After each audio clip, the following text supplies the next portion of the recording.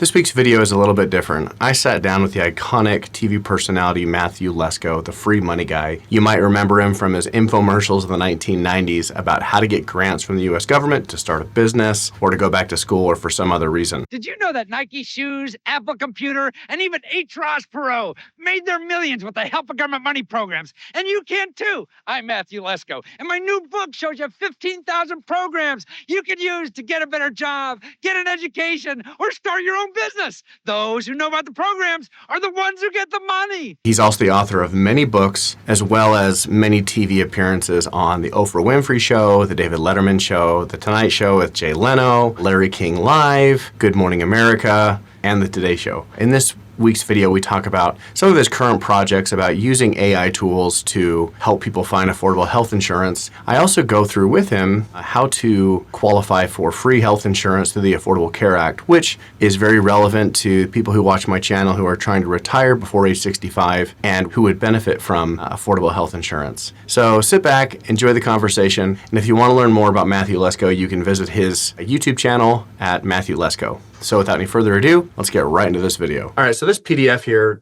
I just found this online, but a really helpful cheat sheet of understanding what are the income limits. Because you're right. So the Affordable Care Act isn't going away, but there are material changes from last year, or for, I should say, from this year. So when the Affordable Care Act first went into effect, your subsidies, or the amount of discount you would get from the government, it had a cliff where if you went above that income cliff, you would no longer qualify for benefits. And that cliff is 400% of the federal poverty line. Now, the federal poverty line is based off of the number of people in your household. So one person household versus, a 6-person household. So I deal a lot with 2-person households, couple, husband and wife or whatever.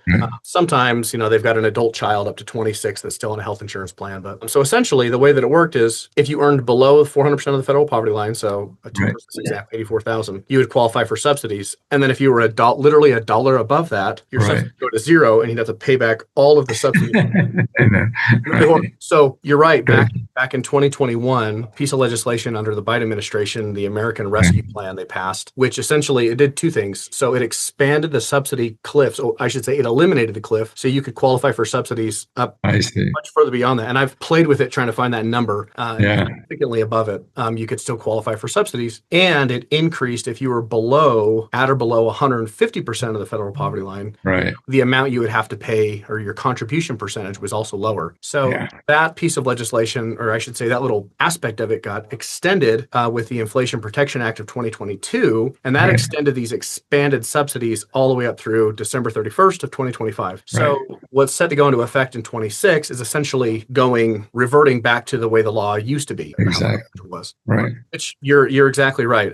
Folks that are earning above, they're going to see their subsidies completely eliminated, and then various levels. If you're going to be below 400% of the federal poverty line, you'll probably see, for example, your income amount or your income contribution amount for 150% or below. Currently, it's if you're at that income level, you have a 0% contribution amount. So you're essentially paying no monthly premium. Whereas with the updated law, it's going to be something more like 3.8%. So, but depending on, it's real dollars that people have to pay. But I think the good thing, one of the things that I'm kind of concerned about is that folks are going to be heard about in the news. Oh, it's going away, or there's big changes, and so they'll be I've seen this with lots of people where they're just afraid to even look, and so they don't look, and they maybe would have qualified for something and they don't. So But to give you an idea of kind of how these subsidies work, let's run a quick quote. So this is I'll use Florida because it's a big, high populous state that uses the federal. I would think so. So pretty simple. So this is healthcare.gov/C- tell us about yourself. So you or someone else, so me and other people. Are you married? We'll say yes. Dependents, we'll say no dependents. We'll say we're looking for a couple of 60-year-olds. So a male is not eligible for coverage through Medicaid, Medicare. He's not pregnant, not a tobacco user. Wife is 60 years old as well. All right. So then what's interesting is they're going to ask for an estimate of your income. And one of the things that people get tripped up on is they're like, okay, maybe his historically I've earned whatever, some income amount. But Right. if based on your historical earnings, you essentially have to put in an estimate of what your income is going to be for the upcoming year. So we'll say, let's put in the income limit, 400% poverty line for a 2-person household in Florida. Right. It's actually 84,600, but we'll just go 84,000. So pretty incredible. The estimate of your subsidy is essentially the government will pay whatever health insurance you plan, whatever health insurance plan you choose. Right. They will pay $2,192 a month towards the plan. And so, okay, so now you can click through and actually preview the actual plans for your zip code. So Oh, that's pretty good. Oscar Health, First Whatever. Yeah. So, this plan, it used to be, it was $21.29, but with the subsidy, you pay $0 a month. Mhm. And so Now, is this like current? Because I think, it's not the first yet. So this is still. Well, actually, this is a preview. We're Oh, it is a preview? Yeah. 2026 numbers. Yeah. Okay. Yes, the law is changing and it absolutely will impact people for sure. Yeah. But, affordable health insurance, and there's nothing. And what's crazy about this too is that you just go to the federal website and then literally right from here, Yeah. after you put in your stuff, you're like, all right, awesome. Let's go ahead and start an application. Oh, wait a minute. Down here, see, I see the deductible and out of pocket. Oh, you like that? Let me. Yeah. So here's the horror story. I wonder if that went up a lot. I'm so shocked that the premium is so small. Yeah. So these deductibles and max out of pocket. So these are for a 2-person household. Yeah. And I will say that these compared to 2025, they do look a little bit higher to me. And reviewing the, what's the cheesy name for the new tax bill? The beautiful buzz, whatever the hell. The biggest. It's the most beautiful. Yeah, right.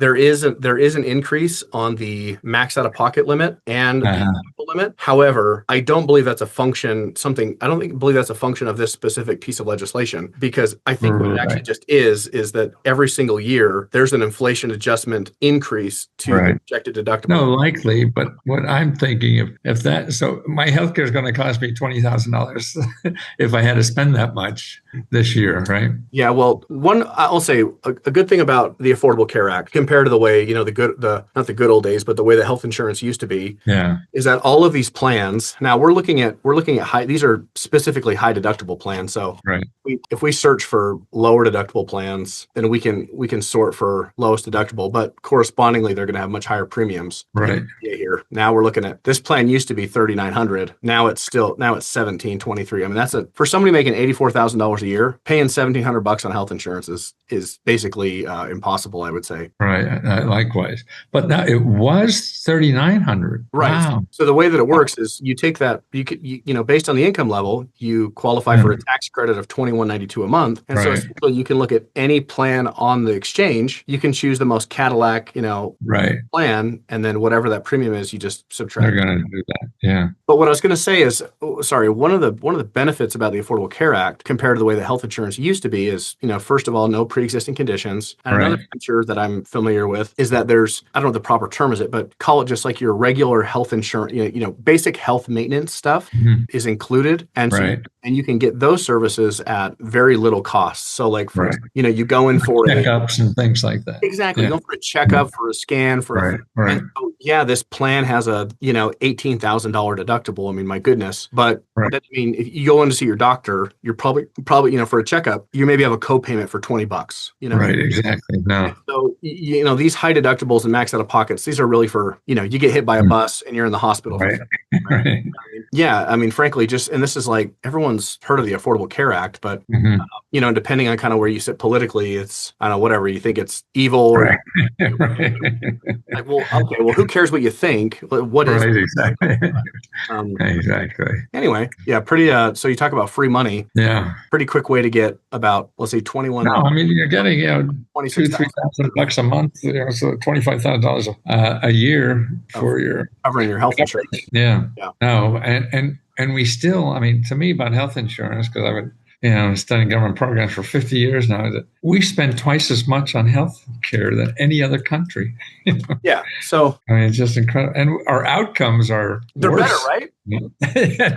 Oh gosh, I would have thought they'd been better. You said more I money. know you'd think so, but I mean, well, or longevity, right? They're better. The rich people do well. Right.